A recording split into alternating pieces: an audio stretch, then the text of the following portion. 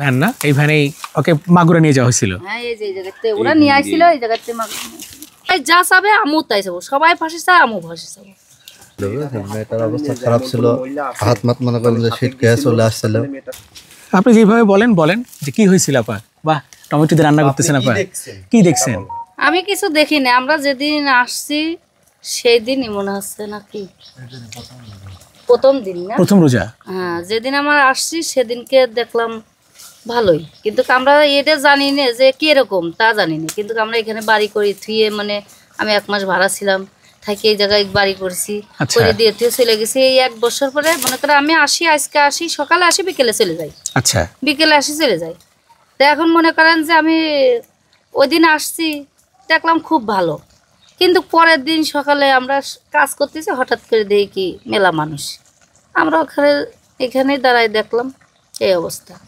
তো এখন আমরা মনে করেন যে বিদেশি মানুষ, এখানে তার আমাদের কিছু করারও নাই, বলারও কিছু নাই। এখন যে ঘটনাটা, এই ঘটনাটা মনে করেন যেভাবে আমরা দেখতেছি, এখন আমরা জানতেছি যে সেই এই লোকটা এরকম করেছে, কি বৃত্তান্ত এইটুকুই। আপনি এই লোকের কি চান এখন? এই লোকের কি চাবো? এই লোকের সবাই যা চাবে আমু তাই চাবো, সবাই ফাঁসি চায়, আমু ফাঁসি চাবো। কারণ একটা খারাপ লোক এদেশে বেঁচে থাকার দরকার নেই, এইটাই কথা। কারণ আজকে ওনার করছে, কালকে আমারও হতে পারে, কি আমার ছেলে মেয়ে একটা বাচ্চা আছে, আমার বাচ্চারও হতে পারে। এই এখন কি আপনি আতঙ্কের মধ্যে আছেন না কি? সেটা মানে সে যদি বের হয়ে আসে তাহলে তো আতঙ্কই না, সে বাইরে হয়ে আসবে এমন তো কোনো কাজ নাই বাইরে আসার। বা আপনি অন্য জায়গা থেকে আসছেন, আপনার মনে তো ভয় আছে যে আমার সাথে ওটা ঘটতে পারে। হ্যাঁ, অবশ্যই আমি অন্য জায়গাতে আসছি, কি হয়তো আমি এখানকার বসতে হলেও আমার ভয় আছে, অবশ্যই ভয় আছে, কিন্তু সবাই ফাঁসি চাচ্ছে, আমু তার ফাঁসি চাই। তা তো অবশ্যই আপা। মানে ওই পরদিন আপনি জানতে পারছিলেন এই ঘটনাটা? পরদিন মানে আসিয়ার সঙ্গে যে ঘটনাটা, এটাকে আপনি পরে জানতে পারছিলেন সকালে? হ্যাঁ, সকালে সবাই যখন জানে, তখন যখন নিয়ে যায় এই আমার স্বামী, আমরা আসলাম এই ভ্যানেতে করে ওই জায়গাতে।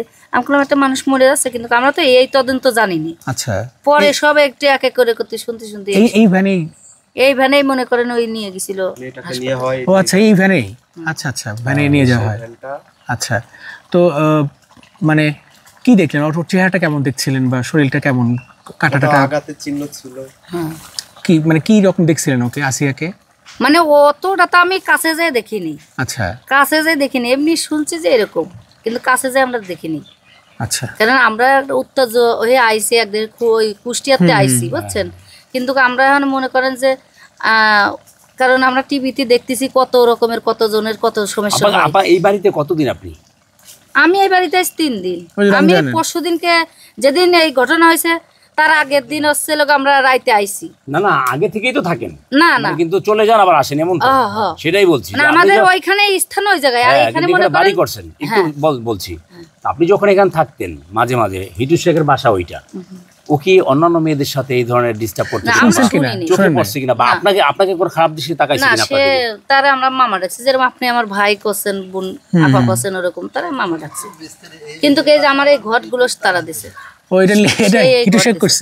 সে করছে, কিন্তু সে মিস্ত্রি নামে খুব একটা খুব সুনাম, কিন্তু এই ধরনের, কিন্তু আমরা কিছু জানি। তার দুই ছেলে কি রাজমিস্ত্রি কাজই করে? হ্যাঁ, সে তার ছেলে নিয়ে এই কাজগুলো করেছে। তার ছেলে কি নেশা করে? বা না না, নেশা মিশা আমি দেখিনি, কিন্তু ওরা মোবাইল চালাইছে, এখানে বসে বসে মোবাইল চালাইছে, নেট ওদের বাড়িতেই ছিল, এইভাবে, তাছাড়া কিছু না। বুঝতে পারছি, ঠিক আছে। এই হলো ভ্যান না, এই ভ্যানেই ওকে মাগুরা নিয়ে যাওয়া হয়েছিল। হ্যাঁ, এই যে এই জায়গাতে ওরা নিয়ে আইছিল, এই জায়গাতে শিশু আসিয়াকে মাগুরা সদর হাসপাতালে নিয়ে যাওয়া হয়। আমরা কি ভ্যান চালকের সাথে কথা বলবো? ভ্যানটা কি ভাইয়াই চালাইছিলেন আপনি? একটু ভাইয়ার সাথে আমরা কথা বলি, যিনি ভ্যানে। ভাই একটু আসেন, এখানে আসেন, ভাই একটু বলেন আপনি যে কি আসেন, দেখছেন বা দেখেন কি সেটা পৌঁছায় যায় সদর হাসপাতালে। যখন তুললো ভ্যানের উপরে, ভাই তখন কি অবস্থা ছিল একটু বলেন তো? মেয়েটার অবস্থা খারাপ ছিল, মেয়েটার অবস্থা খারাপ ছিল, হাত মাত মনে করেন যে শীত খেয়ে চলে আসছিল। হ্যাঁ,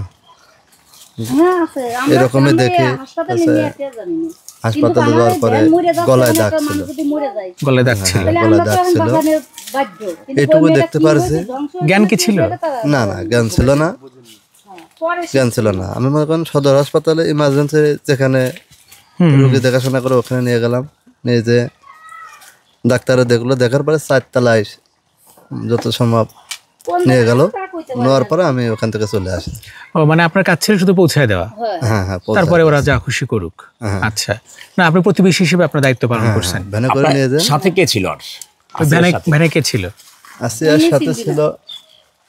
সাথে ছিল তার হলো মাওই তো, হ্যাঁ ওই যে জবেদা মানে হিটু শেখের স্ত্রী। হ্যাঁ হিটু শেখের স্ত্রী ছিল, আর একটা পারাপথে বসে একটা মেয়ে ছিল, তার নাম আমি বলতে পারবো না। হ্যাঁ ওই প্রতিবেশীকে আমরা খুঁজছিলাম।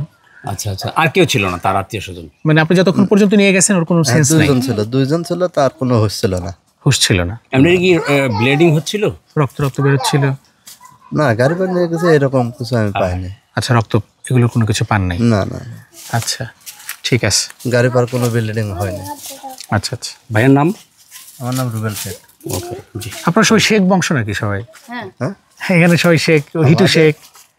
না না, আমাদের ওই জায়গার ওই শেখ আলাদা। আমাদের ওই শেখ আলাদা। শেখ আলাদা, ওকে। পুরো বাংলাদেশে যেভাবে মাগুরাকে ছোট করলো এবং সবাই বলতেছে ধর্ষকের বাড়ি, ধর্ষকের এলাকা, আপনি কিভাবে দেখেন মানে এই ঘটনাটা? এই ঘটনাটা অবশ্যই সত্য। অল পৃথিবী এটা হয়ে গেছে। আর দ্বিতীয় কথা, একে মেরে ফেলে দেওয়া উচিত, জনগণের হাতে তুলে দেওয়া উচিত। কি জন্যে একজনের যদি এমনটা শিক্ষা দেওয়া হয়, তাহলে নেক্সট টাইম এদের প্রতি আর কেউ থাকবে না, ইন্টারেস্ট থাকবে না। তা আমি এটা অবশ্যই অনেক নিকৃষ্ট ঘৃণা চোখে দেখি। দ্বিতীয় কথা হলো, ওকে মেরে ফেলে দেওয়া উচিত। মানে আমার মনের ভিতর থেকে যেটা বলতেছে, আসলে এটা খুব মর্মান্তিক ঘটনা। আসলে এটা বলার মতন আর কোনো, তা তো অবশ্যই প্রত্যেক ঘরে কিন্তু এরকম বাচ্চা আছে। হ্যাঁ হ্যাঁ অবশ্যই, আমার নিজেরও বাচ্চা আছে, সবারই ফ্যামিলি আছে, সবারও একটা দায়িত্ব থাকে। কিন্তু উনি এমন একটা ব্যক্তি, মানে সীমার চেয়েও খারাপ, নিকৃষ্ট, একটা জানোয়ারের মতন সেই করছে, আচরণ করছে। তার জন্য মাগুরা শহর না, ঢাকার থেকে অনেক বিভিন্ন জেলার থেকে এটার করছে। ঠিক আছে, তা আমরা চাচ্ছি তাদের জনগণের ভিতরে, জনগণের সবার প্রকাশ্যে তাকে পাথর নিক্ষেপ করা উচিত। কি মনে করে দেখতে আসলেন তার বাড়ি? আমি খুব এত দূর থেকে? হ্যাঁ, মেলা দূর থেকে আসছি, এই জন্যেই দেখতে আসছি যে জিনিসটা আমার কাছে অনেক কষ্ট লাগিছে, খারাপ লাগিছে। যার কারণে আমারও ছোট মেয়ে আছে, ঠিক আছে। তা আমার মেয়ের 1-2 বছরের ডিফারেন্স, আমার অনেক খুব কষ্ট লাগিছে। যার কারণে আমিও একটা ব্যবসায়িক লোক, হকার, আমি ফুচকা চটপটির ব্যবসা আমার। তা আমি ব্যবসা ফেলে একদিন ব্যয় করে আমি এই জিনিসটা দেখতে আসছি, আমার কাছে অনেক কষ্ট লাগিছে। যার কারণে আরেকজন ভাই আসছেন। ভাই আপনিও তো মাগুরার ছেলে, মানে কিভাবে দেখেন এই ঘটনাটা? সারা বাংলাদেশে এটা নিয়ে সমালোচনা হচ্ছে, আমিও ছাড়িছি পোস্ট, সব দিন সবাই এই নিয়ে মনে করে সারা বাংলাদেশ তোড়পাড় চলে যাচ্ছে। তাই সারা বাংলাদেশেরই একই কথা যে একে আমাদের হাতে তুলে দিক, এর বিচার আমরাই করব। প্রশাসন তো সেটা চাচ্ছে না, সেটা প্রশাসনের দিক কায়দায় এলাকে তার বন্দি করে রাখছে যাতে বিশৃঙ্খলা বেশি না হয় বাইরে। মানে আমরা চাচ্ছি যে একে বের করে দিয়ে আমরা সব তালামালা ভেঙে আমরা একে বের করে একবারে জনগণের হাতে তুলে দিয়ে মেরে ফেলা হবে, একে ডাইরেক্ট অ্যাকশন।